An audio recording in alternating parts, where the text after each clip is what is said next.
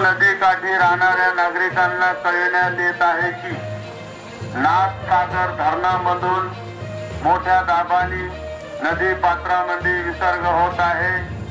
तरी नदीकाठी राहणाऱ्या नागरिकांनी सतर्क राहावे असे आपणास मुख्याधिकारी, प्रशासन, नगर परिषद पैठण हे कळवितात। नदीकाठी राहणाऱ्या नागरिकांना कळविण्यात येत आहे की नाथसागर धरणामधून मोठ्या दाबाने नदी पात्रामध्ये विसर्ग होत आहे।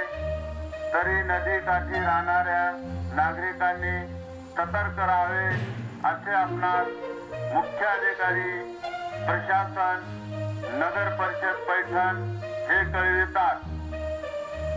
नदीकाठी राहणाऱ्या नागरिकांना कळविण्यात येत आहे की नाथसागर धरणामधून मोठ्या दाबाने नदी पात्रामध्ये विसर्ग होत आहे।